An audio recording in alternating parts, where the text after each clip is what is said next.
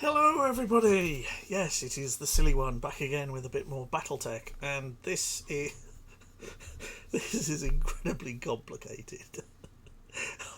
I'm trying to do about 8 things here. I've got 2 webcams going. I've got magazines. I've got screens. I've got everything going on, and I've just thrown my pencil across the room. So much for making notes about having a running order of what to talk about. It's just gone out the window. So today we're doing something a little different, and I thought this would be really good to do. It coincides with something that Kevin Kay's done recently about a deck, but this is the history of the meta as it happened. And and to do this, we have to go back to the beginning. Yes, we have to go back to the depths of time when men were men, women were women, and small furry creatures from Alpha Centauri were real small furry creatures from Alpha Centauri. And in this background, the universe was created, and this made everybody very unhappy and was widely regarded as a bad move. Oh, sorry, that's something completely different. But I thought it'd be interesting to see when it all happened. When was the first people heard of Battletech? And what you have to appreciate was there was no internet there, or the internet was very, very fledgling. There was the odd site here and there. Okay, there was no formal web-paged kind of stuff. You could do things with news groups and emails and things like that, but there wasn't websites. And what happened was people relied on paper. And the paper they relied on were things like this. Magazines. Surprise, surprise. This is what we really had before everyone sat there and played with their phones. We read books and other things. And there were 2 magazines that were really, really good, or really, really useful. One was Scry and the other was Duelist. And the problem was they were both basically Wizards of the Coast's. If they weren't owned by Wizards of the Coast, they were in Wizards of the Coast pocket. So the majority of these things were Magic, because that was what they wanted to push. And occasionally you got the odd article here and there from other games that they wanted people to buy. And at the time, Magic was huge. Netrunner was getting popularity, and a few other games were popping up here and there and everywhere, of which Battletech was one of them. And having gone through scrying magazines and duelists and stuff like this article on here is the first article that I can see in Duelist number 12 where Battletech gets mentioned. And here we are, scheduled for release in November. So that is November 96. It's Battletech. Here we go. And this is Duelist. Here is the number 1996, number 12. That's the first time it makes an appearance. Where are we? On about page 6 at the top here, hidden away in a little advert saying, by the way, guys, Magic's going to pop up. Oh, there's a big article there on Mirage, and they've just squeezed Battletech into the corner. And I often find I'm very, very bitter about some of these things because Battletech didn't get the air that it was due. Okay. So Battletech came out, and then surprise, surprise, after that the next thing that really came out straight away was an expansion. Nothing like getting people interested, and then once they're hooked and interested, nothing like getting money out of them even more with the Counter-Strike expansion.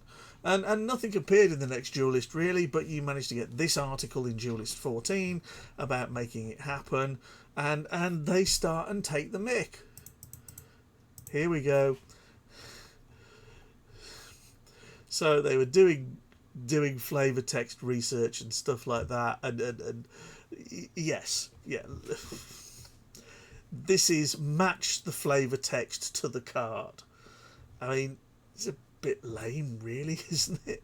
And there's a nice article about this with this decent picture of Mercury and whatever else, and 300 cards and 15 card boosters and artists and everything else and the other stuff.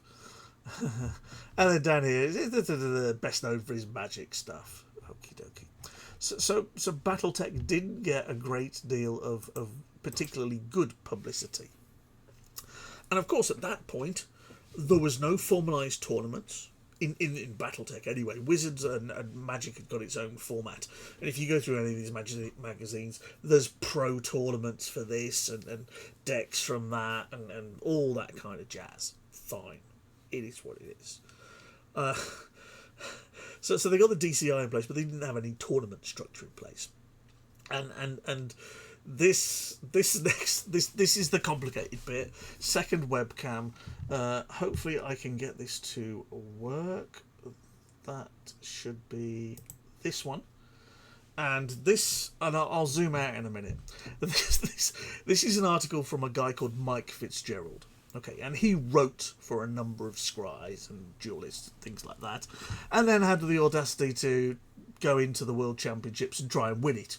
And there was a prize fund in there, and I always thought that was a bit rich, that as somebody that directed people by writing articles and stuff like that, it was slightly iffy stroke conflict of interest about how to actually play the game when he'd already got stuff in it. Well, you can see the Dasher Prime there. As I said, I will zoom out in a minute. But when you look at this, the deck list is absolutely bonkers because there were no rules. So if I head over here, I will try and read this upside down. Okay, hopefully you can see this. Yeah. So here we have 10 assembly, 10 politics, 2 munitions, 2 logistics, and a think tank. Okay, so that's practically the kitchen sink in there. No tactics, and the reason for that is we have 22 mongoose. 22 mongoose. A contract with Grey Death Legion, which they haven't put the numbers by. 10 Arrow 4 batteries, and 6 arms reductions, which is an absolute bonkers deck. I mean, playing 6 arms reductions with oh, we have got 6 politics in there. Yeah. So there were no rules. Let's have a look at what else have we got over. I'm doing this upside down, so please bear with me. Here we go. Tournament deck number 2. Tournament deck, the Dasher deck. So we have 10 assemblies, 6 tactics, 5 munitions, and a think tank. 12 Dasher Primes. 9 Dasher Ds, 2 Dragonfly Cs, 7 Ferrous Fibre Armours, Bjorn, only 3 Mech Warriors, 2 Pushing the Envelopes, a Forged Mission Order, and a Rampage. I'm guessing that there is no zero. There's only 1 when they don't put a number in there. You know, and again, and when we scroll over here, his third tournament deck, the Wolf Clan deck. 10 assemblies, 6 tactics, 6 munitions, 2 think tanks, 7 Fenris A's, 7 Fenris C's, 4 Fenris D's, 2 Man of War A's, 3 good shootings, 2 forged mission orders, 3 heroic sacrifices, a pushing the envelope, a rampage, a point defense system, Natasha Kovensky, and Ivantha herself. Now, hopefully I can do the little bit of magic on this.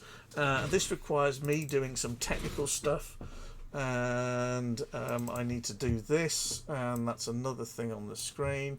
So if I pull this back to about here, I think that looks pretty reasonable.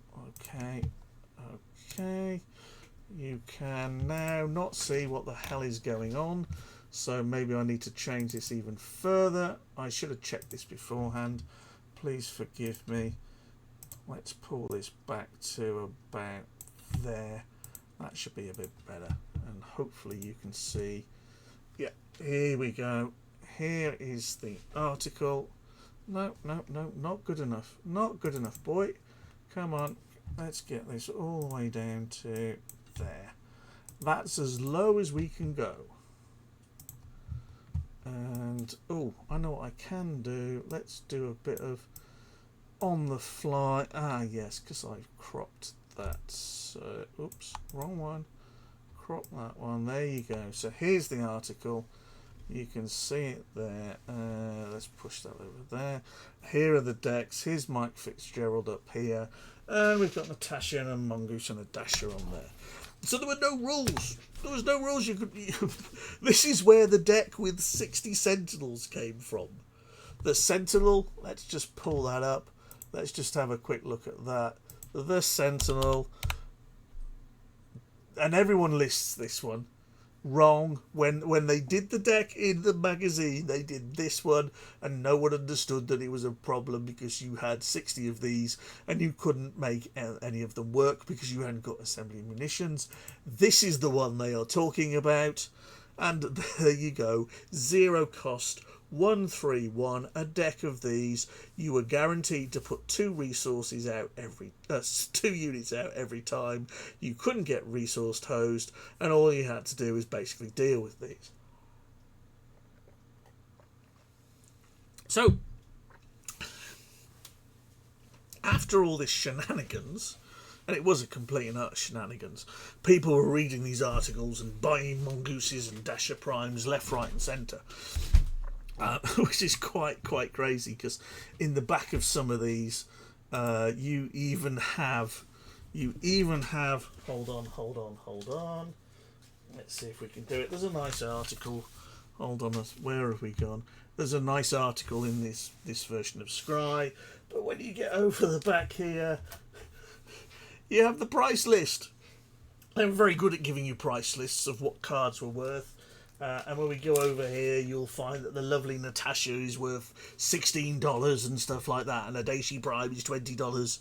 And again, it's just people not knowing anything about the game and slapping big numbers on big things because they think they're best, and they are by far not the best. And yeah. So there we go. There's a little bit of history. What's that? Scry 4.1. Let me turn that off now and get back to some of the more juicy goodness going on. So, yes. So, after all of this settled down and the DCI or Wizards got their act together and produced some tournament rules and some tournament deck construction rules, 6 of whichever card it is, etc., people started playing with them, and these are the rules that are effectively, if you read the magazine, read the books, unofficial, because they're just tournament rules.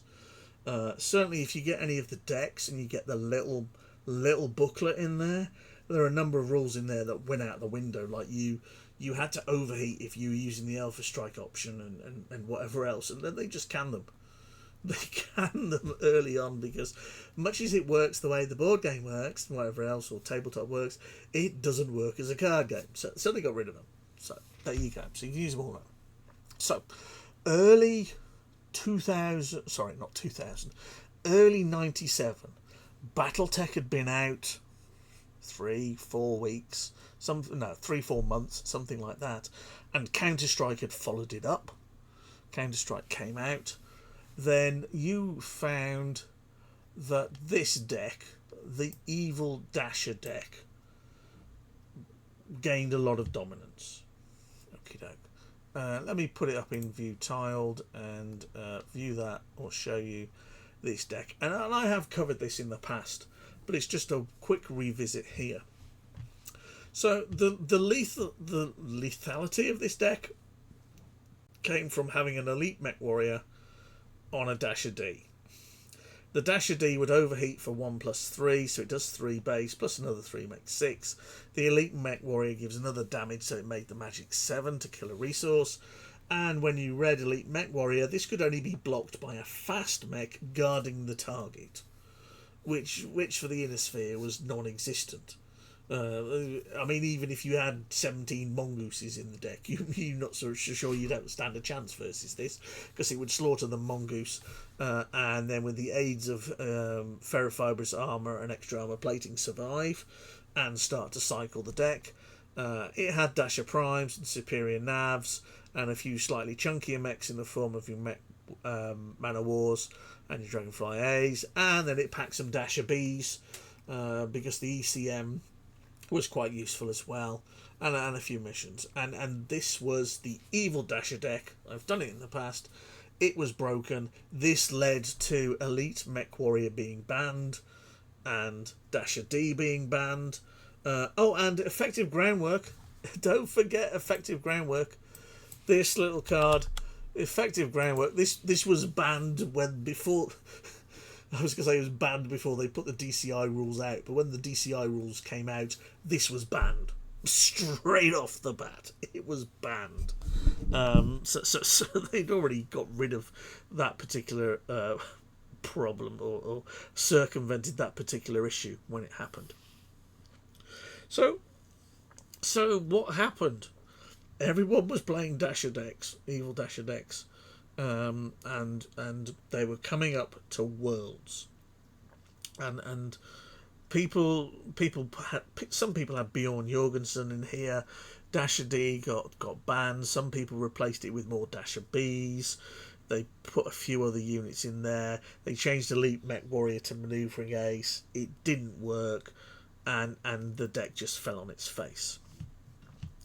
So where was the meta going into Worlds? Because Dasher deck had gone, and the DCI rules were now in place, and people were scrabbling around to work out what was going on.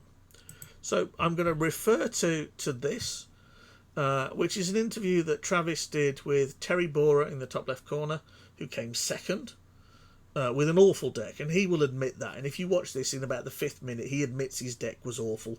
It was a bearer deck. And Peter Sundholm, who has a nice little story to tell, and actually won. And I'm just going to play this for a few minutes just to recount, or save me having to talk through the story and make people believe me, because it's being talked through by somebody else. And we talked earlier there, guys, about kind of the competitive scene leading into that first World, and kind of how you guys kind of came into kind of building your own decks. But you guys, went through that process and came out with two very different decks. And so I'm kind of curious. And Michael, I'll just keep you on, sure, since I'm sure you're available and you would love to kind of hop in on this. And Michael's been kind of my mentor in the TCG, because as I've been kind of doing this and building it. But for that first tournament, we talked a little bit of kind of a broader scheme, but we didn't really, kind of get your kind of little storytelling aspect of it, of kind of, what led you to those specific decks, and kind of what your experiences was with that tournament, with that World's tournament, and kind of any kind of memories that you might have. I know we're drawing, asking a lot for 23-year-old memory to kind of recall any kind of games or moments in that tournament that kind of may have stood out for you, and certainly, your game against each other. If you guys have kind of any stories or kind of key moments that kind of swung either way. Go ahead, Terry. I know we played each other in '97 in the finals. Peter can tell that story. Yes. My experience was I don't remember the game well until you reminded me last week, but I remember at the end thinking, man, my deck is really lousy. I was like, this guy has a much better deck than me, and I said, I'm not going to repeat that mistake next year. So what we did is we went out and we really prepared carefully. And, we saw that Peter was the guy to beat, and we knew that he liked Fenrir-style fast decks. So we wanted to make a deck that inherently we thought would do well against those decks, and I think we did. We tried all the different decks. We had a deck of each time. I had a lot of cards. Like, I went out and bought the cards instead of, whatever I had lying around in '97. So for reference, Terry Borer is a Pro Tour Magic player, which is why some of his answers to some of these questions seem a little bizarre. He defaults to some of the things that he can remember. He rocked up with a deck. It was a bearer deck, which we'll have a look at in a minute. Notoriously loved and hated by lots of people. I think there's a ruling here that was a bit which got changed around Inside Job. If you listen to the whole thing, he tells a couple of stories about how he does things to get judges back and whatever else. And fine, I bask in your glory of those days. You did a good job on that. I traded unopened packs of Legends in Magic. I probably did not get a good deal considering what those packs might have been worth now. But I traded a bunch of Magic cards away and bought Battletech cards, and so we had everything we needed. We built all the decks, we played it all, and we were really ready against the meta and how to play against the different decks. When do you attack? When do you have to pick off resources? What do you do? You had a team. You guys are both using the word "we" a lot, which is really interesting to me. Did you both have like a team behind you, like a small group of people who helped you prep, like for a boxing trainer? So for me, I worked with a guy named Shuyak. He was third place in the 97 Worlds and second place in the 98 Worlds. Yeah. In 97, we played different decks because we just didn't really have enough cards, and I don't know which. Neither of our decks, I think, were all that good. And then in 98, we played nearly identical decks. Our sideboards were a bit different, but otherwise they were almost card for card the same. And we played a lot of games against each other and really played. I think to succeed at a high level in any game, you cannot do it alone. It wasn't possible back then, and I don't think it's possible now. So Peter, I think in '98 you came first and second with the Sandhurst Royal Military Academy deck, which has generated so many arguments since then. I'd love to get into some. I have a whole question about all the arguments that have been generated. All right, I don't know about those arguments. That sounds interesting to hear. Maybe Peter, you can go to answer the question. I have one story that I told last week. Maybe I'll tell again about my really memorable moment in the. Okay. Yeah, we'll get back to it. Yes, I'll tell you the story that I told last week. Which is actually I need to thank Terry and Sui for my actual World Championship win. And the reason why is that I was actually going to play Steiner. My actual love is for Steiner. My house is Steiner. I'm a Steiner player. That's what I played in Battletech, the miniature game, and that's what I was going to play.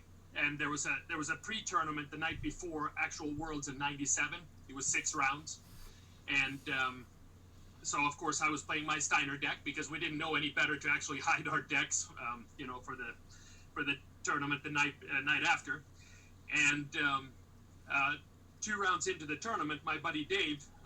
And by the way, speaking of a team, yes, Royal Olympic Guards, my home crowd here. That's who I test with. There's 5 of us that essentially play all types of games. We're gaming nerds, and we get together on Saturdays and Sundays, and Fridays and Saturdays, and play games, all types of games. That's actually where I get all my play testing done. But Dave comes to me in round 2 and goes, "Peter, we can't play this deck." And I'm like hardcore Steiner. I have a miscommunications deck that locks you out. By turn 4 or 5, all your decks are locked down. All your mechs are locked down, and you can't play the game anymore. I could just keep on recurring miscommunication, locking down all your decks. You don't get to play the game. It's very unfun for you, very fun for me. And then I wreck your stockpile. One of the funnest decks I've ever played. One of the most unfun for my opponent. And Dave goes, "We can't play it." And I'm like, "What do you mean we can't play it?" And he's like, "I just faced the deck that after round 4, I was staring at my cards, and I was like, why am I playing this game? I'm dead. I can't do anything." And I'm like, "Dude, there is no such deck. What are you talking about?" Because remember, there's no meta game. We can't go look on the web. We only have our own local meta game, so we only know our own decks. And he's like, "Yeah, I just faced the Davian deck that just smoked me. Like, I have no idea how you could ever beat that deck." And I'm like, "Well, the Wolf would beat it." And he's like, "No, I'm not even sure Wolf can, but he might stand a better chance. But we can't play Steiner." And I'm like, no, you're full of it. We're going to play Steiner for sure." And we keep on playing the tournament. I'm undefeated going into round 6, and I'm sitting across from Suyakao, Terry's friend. He's playing the Davian deck. And sure enough, round 4 or 5 rolls around, and I'm staring at the board, and I'm dead. There's literally nothing I can do. He's swarming the board with Davian mechs, and I'm like, there's nothing I can do. And that's actually why we audibled to Wolf the night of Worlds in '97, which was our second deck. So we knew that we could always hunt resources. So Wolf was really my second love, not my first love. Steiner was. But we knew that there was no way that the Steiner deck could beat the Davian Swarm deck after having faced it on Friday night. So we swapped to the Wolf deck to hunt resources on Saturday and at the Worlds tournament. Now, do you have, and kind of recalling your game against Terry, were there kind of any standout moments or, any kind of cards that really kind of came through for you at the end? Well, yeah, that's definitely true. So the card I hate the most in the card game period is Superior Navigation, because I can't stand any cards with die rolls, just like Terry was talking about, the card that, gives you advantages over things. Superior Navigation is my nemesis, because you get that 1 or a 2 and you run a mech into something and it just bonks his head, and at the most critical moments when that happens, you just lose games. But yet the card was so explosive and so good that Dave and I could just simply not play the card, so we had to have it in there, because when you roll that 5 or a 6 and you get to suddenly go again and sack 2 resources in 1 turn, nothing beats it when you have Mr. Spanky on turn 2 and your Superior Nav, and suddenly your opponent is back in the Stone Age. And so in the finals against Terry, in round 1, I managed to get board control fairly early. I controlled his resources and the game ends. In game 2, I missed my resource on turn, I think it was 3 or 4, and that gave him just enough time to get his mech, his pilot into his mech. And he goes off, and there's just nothing I can do. And so we go into game 3, and in game 3, that's when I get the dream scenario where I get the Dasher A out, and I flip it, and I have to play the infernal Superior Navigation, and with a shaky hand, I roll the die, and I roll a 5, and I destroy 2 of his resources. And that set him back to a point where 2 turns later, Terry goes to play a pilot onto my mech, and I'm like, wait, and then he's like, no, I'm conceding, and I'm like, oh, okay. I was so focused on the game, I didn't even realize that was his play, because he had no other play to make. Okay, apologies for the flashing up of various documents and other things there, but this is taken from a post that Yick wrote himself, and as you can see here, you can see here's the deck approximately that got me 3rd place last year. I originally built the deck for one of my friends who didn't really know how to play. After I was beaten by my own deck a few times, I really was actually quite good. Keep in mind it was only built when Counter-Strike came out. It was a good deck at the time, but now it's outclassed fine. And literally, this is the origin of a Swarm deck. This is the first Swarm deck out there. And as we'll look in a minute, okay. The idea is to put lots and lots of cheap units out there and battle a lot of the time. Strengths, it's quick, it puts out units, and half the deck being units, you can put 2 out there. And as he says, the deck stinks against the Bearer. I was only able to win 1 out of 3 games against the 2nd place Bearer deck, which is what Terry Borer played. And it has problems dealing with low cost fast wolf deck, since it only has 6 fast mechs. So the Evil Dasher deck, we're going to get rid of that, and let's actually have a look at the deck that Peter came up with, the antithesis of the Swarm deck, and it is a wolf deck, and it runs, is it 10 assembly? I'm thinking it's 10 assembly. 10 assembly. Yeah, let's just sort these out by type. 10 assembly, 4 think tank, 4 munitions, 6 tactics. And he's been reasonably consistent with that over the years. Black market, there's only 1 in here, it goes up to 2. And then he plays a fast hunting deck of Fenris A, Fenris B, Fenris Prime. Only 5 Dasher Primes, 4 Man of Wars for durability, pushing the envelope, Superior Nav, good shooting, and Evantha for a little bit of a poke every now and again when you want it.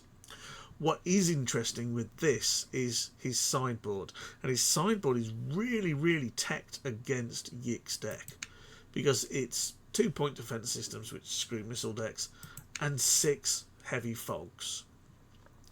And the idea probably being here that you drop probably some of this damage stuff here, pushing the envelope probably, and whatever else, and you basically, when the swarm comes through, let it through because it's full of cheap mechs that do 2 damage, and you play heavy fog so that they do little or no damage, and in that time you keep your mechs alive and then go hunting for it. It's also reasonably good at hunting in general, whether it's a resource kill or a mech kill, and pretty solid across the board. So he picked a deck that worked well against most people, and after a sideboard did even better against Yick's deck. Terry Bora's this is quite funny. Terry Bora's deck is a Muck Mallet deck. The bearer of Mackenzie Hammer, and everyone thought it was great or it was a good deck, and it's not. It has the Mongoose in there, it has the durable Zeus, which is great, it has the Lancelot, and it has the Black Knight, and it relies on the bearer of Mackenzie Hammer on one of these and rolling die. Note that it's got a few misrouted commands, not, as Peter said, miscommunication. When he said Dasher A, he meant Dasher Prime. This to basically tie up the other side of the board and then go over there and untap. And this was why Inside Job was rewritten. Here it says, Scrapman revealed, you may activate this card when one of your units attacks alone. This mission cannot be blocked. If we look at the original Inside Job, it says choose one of your mech. If that mech attacks alone, it cannot be blocked this turn. And of course, what happens here is it cannot be blocked this turn, not this mission. And what this means is that if you play Inside Job on a unit with a bearer, the bearer attacks on its own, it can't be blocked, it untaps, and it still attacks again on its own, and Inside Job still takes effect. So basically you get loads and loads of free hits on the other person's stockpile. This is why in Commander's Edition they rewrote it. It only took them 1.5 years to do it or something stupid, but they did finally do it. So that's how his deck worked. Basically, Inside Job, if you can get it onto one of these. The contracts were there to kind of add a bit of poke. Adam Steiner to untap your mech if you needed it and go again with your bearer. Melissa to bring back what you needed. It's not great. It relies on die rolls. Peter's Bane. Okay. And the third place deck, Shuyik House. This deck, and I'm not sure why I'm missing a card here. I'm missing something because it is a 60 card deck, but let's just view it. It packs 10 assembly. Is it 10 assembly? Is it 11 assembly? I've got a feeling it's 10. It might be 11, but anyway, 7. Let's have a look over here. It is 11 assembly he packs. Sorry, that's my mistake. So 11 assemblies, 7 tactics. It packs some missions, Overrun, Look at the Fox and Overwhelm, and then it packs a bucket load of units. 6, 12, 18, 24, 30, 34 units it packs. And the really sweet thing here is that when you look at the costs of these units, you have 6 1-cost Whitworths, 6 1-cost Mongoose. You have 2-cost Centurion and 2-cost Jägermechs. You have 2-cost Hatchet Man and the 3-cost Wolfhound. And this distribution is incredibly strong, because if you go if you go first, you go assembly, then you go another resource and one of your 2 costs, your Centurion or your Jägermechs. Next turn you play another resource, you've got 3 on the table, you play your Wolfhound or the Hatchet Man, or Hatchet Man Revised if you're updating it, for 3, okay?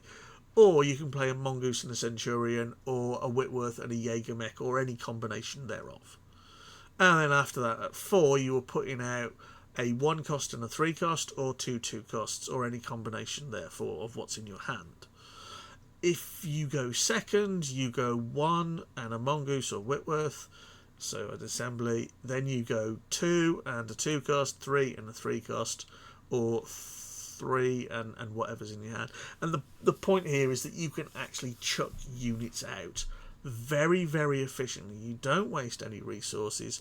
You've always got something that goes on there, and literally it floods the board. And what you might find is that it could have 5 units on the table turn 4. And this is why Dave Hymas, no soup for you, Dave Hymas, and Peter were thinking, oh my god, this literally smoked me, as Dave put it, because on turn 4 he's got 2 units on the table and he's facing 5 that are coming his way. This is the origin of the Inner Sphere Swarm. Peter's deck, the Wolf deck, in its format with the fast hunting mechs, is the origins of Boom Wolf, Dash Wolf, whatever you want to call it. Okay. But what else was there that year? What else placed? And what you find is that there were 3 Wolf decks, a Steiner deck, and 4 Davian decks, if my memory's right. So next at 4, we have a guy called Rick Bird, who played a Clan Wolf deck. This is quite a crazy deck in a number of cases. It has 4 think tanks. It has a number of munitions, 5 munitions, 6 tactics. It has 8 assembly. We have the Vanther in there. It plays Berserker Warrior. I can only assume that this is most of these are fast. So does this Berserker Warrior go on to the Man of War? Probably onto the Man of War at 374. That's quite durable. You're not going to take it out with 1 unit, and then this gets a massive bonus for everything that is blocking it. It prevents 1 damage. It gets 2 attack. It's pretty crazy. So I'm assuming that goes on to the Man of War, and you just go over and do it. Or you put it on one of the more durable Fenrises, like the Fenris B or Fenris D, and attack with this. Also note we've got Natasha in here and Vlad. This is probably as close as you're going to get to a Clan Pilot deck. Remember that good old Inner Sphere got Solaris contacts and Clan got a poke in the eye. And also note the use of the cheap Ullers in here, because you've got 6 of those. Your dearest mech is a Fenris Prime at 3 with a resource bake, so he must be having a good day. I think the deck is decent. The sideboard is Manoeuvring Ace for the fasts, think tanks and temporary ceasefires. Let's just check the other sideboards while we're here. So Terry Bora's sideboard, mixed bag. Another Black Knight. It always worries me when people put a unit in their sideboard. I can see why in some cases, but it probably should be in the deck. And another inside job and a few bits. Let's look at Yix. This was quite interesting. 4 heavy fogs and 4 blackjacks. Has he not got enough units? Are the Wolfhounds too cheap? Does he think, do you know what, I could just put some more units on the table and swarm even more? Yeah, I'm not sure about that. Let's have a look at Rick Bird's. Yeah, those we've done. Who came next? After that we had a guy called Ralph Anderson. And this is probably as close as you can get to a kind of mid-range. And by that I don't mean 1 to 3 cost like Yick. I mean kind of 1 to 5 cost mission deck. There's a lot of missions in here like 2 temporary ceasefire, an overrun, a bait and switch, a pushing the envelope, a lured into bog. There's a treachery as a game ender. This is the first time treachery really appears. This is quite a killer card. It really got abused by Terry and Yick the following year. Kai pops his head up in the original format. He's quite nice because when you look at his ability, you can go hunting for mission cards, which is probably why there's so many mission cards in here. Mongoose, Wolfhound, Centurion, Zeus, Black Knight, Crockett, Banshee, and there's a couple of overwhelms in the bottom there as well. So it's quite a mission heavy Inner Sphere deck. And then the wonderful Caught in the Hanger, which is great against Fenris or fast mech decks. Heroic Sack, Overrun, Lord in the Bog, Victor, Morgan Cal, and an Assassination. The Assassination is probably for the mirror matchup, and yes, there is another version of this deck. The mirror matchup in case the other guy gets Kai on the table, because you can't have both Kais in play on both sides of the table. If it's on the table, it's unique, and away you go. So that's probably for the mirror matchup. So Ralph was 5th. Who was 6th? Jim Keeley was 6th. Jim was playing the other clan deck, which was Wolf. So you can see what's going on already. 3 Wolf decks, 5 Davian decks, and a Steiner deck. And everyone thinks the Steiner deck is crap. So you can see how the meta has split already. 13 Assembly, 11 Tactics, 4 Superior Navs, 6 Mana Wars, 1 Mana War B, probably because Mana War B is rare and quite hard to get hold of. Cardstock was awkward. Dasher Prime, Koshi B, Forecast, it's quite expensive. Fenris B, Ryokan Prime, Madcat A. So this is kind of going more top end. This is kind of moving more towards Trader Wolf that appeared, and again, Shuyukao played it a couple of years. The third time he played it, he played Trader Wolf with Ryokan Primes and things like that in there. So this is probably the evolution in reality of the Merchant Cast clan deck that came 3rd or 4th. I think it was 3rd in, where are we, 97, 98, 99 probably. So that's there. And you can see how it goes slightly medium and heavier. The sideboard, Heroic Sack. Maverick Mechjock seems a weird choice here. Point Defense System I can understand. Vlad I can understand. Maverick Mechjocks, maybe those are to work with your Mana Wars, giving them +2, so they do 6 damage. But yeah. 7th we have, where are you? 7th. Mike Fitzgerald, the guy that wrote the article with 22 mongoose in it. He wrote a number of articles, as I said. He's in Duelist, he's in Scry and stuff like that. Should he be here? I'm not so convinced. I think there's a potential conflict of interest there, but there you go. This is very, very similar to Ralph Anderson's deck. In fact, it's practically the same. The only bit that makes any difference is the sideboard, where I think one of these cards is different. He's running 3 Overwhelms and 1. He doesn't run an Overrun. The Overruns come out and he's run 3 Overwhelms, but basically they're the same deck. This kind of durable, mid-rangey type stuff. And then finally, Barry Young, very good player, came 4th the following year.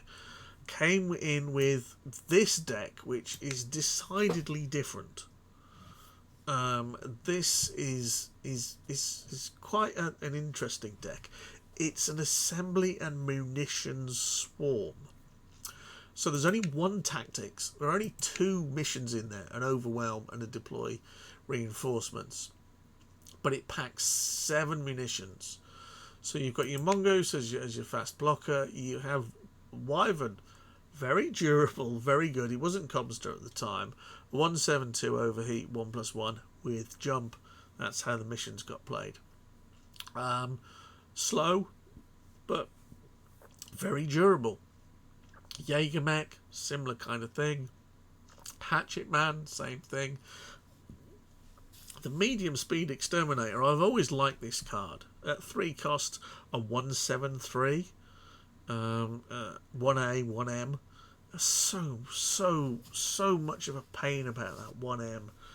If this was 3, 2A, this would probably be in the majority of Inner Sphere decks before it went to Comstar, and it would go into every Comstar deck if it was just 2A. straight off. And then you compare it to the broken Night Sky the following year.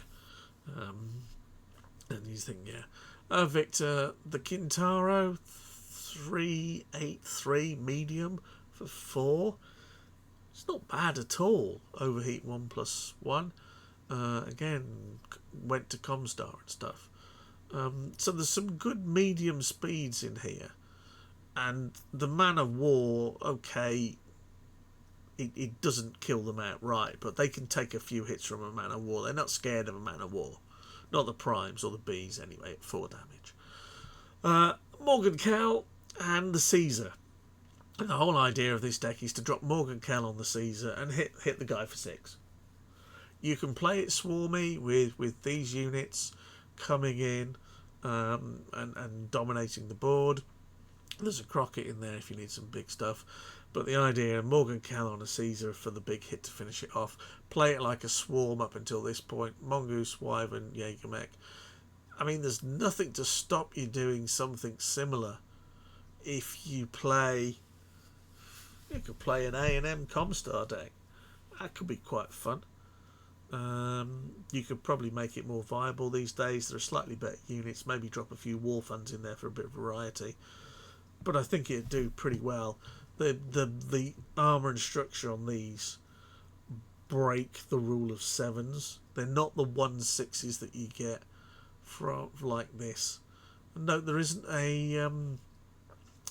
any Centurion 9D in here, which seems a little bit awkward, but there you go.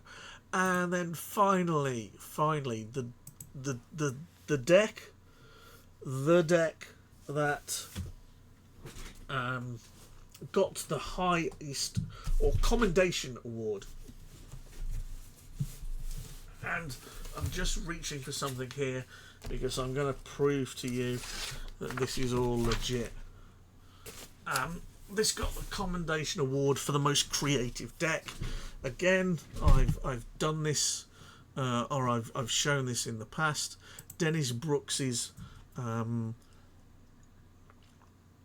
Clan Assembly Logistics Tactics deck with the 3-mission combo of No Quarter, Bait and Switch, and Overrun. I'm not so sure this is such a great combo as it was an inventive combo. It was a nice combo. It was creative. It hadn't been done before.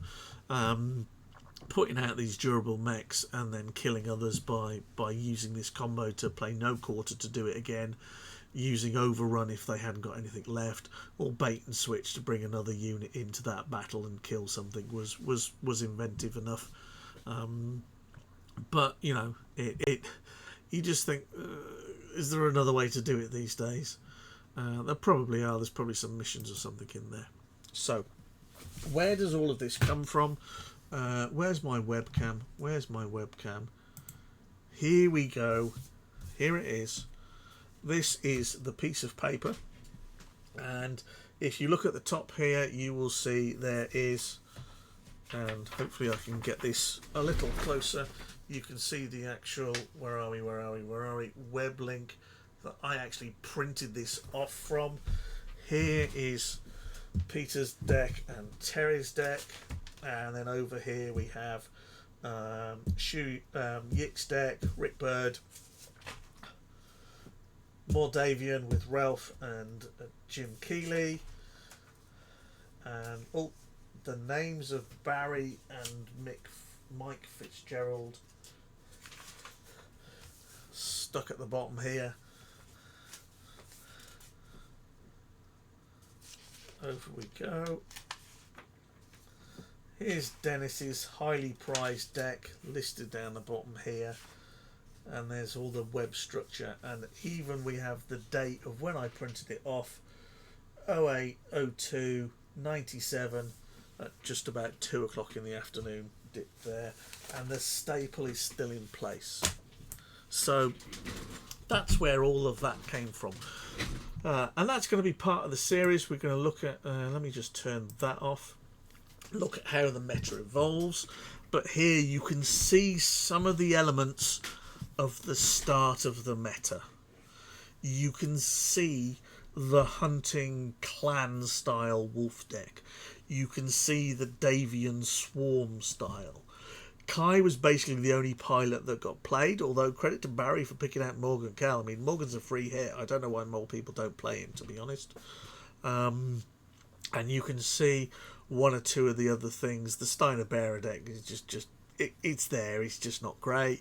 You can see how some of the bigger mech decks start to evolve, and where they take their roots from, for want of a better phrase.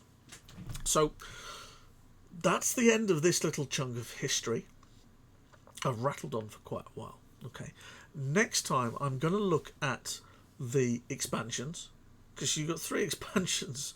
You've got Mercenaries, you've got Mech Warrior, you've got Arsenal, and I'm going to have a look at the notable cards in each of those, looking at you, Night Sky, for example, and see how they affected the meta. And I'm going to look at an interim point pre-Worlds and look at how decks had changed before I then go and do 98 Worlds afterwards. So, a little bit more history, looking at how the game has evolved. This is basically the evolution of the meta and how it's happened as it's gone along. So, hopefully you found that interesting. Hopefully it won't be quite as complicated next time. And I haven't got to have as many webcams and screens and bits of paper and all this other kind of junk going around to sell it to you. So, anyway, I'm done. Stick a fork in me. I will see you soon on another day for another video about Battletech CCG. And take care of yourselves, because it's a big bad world out there.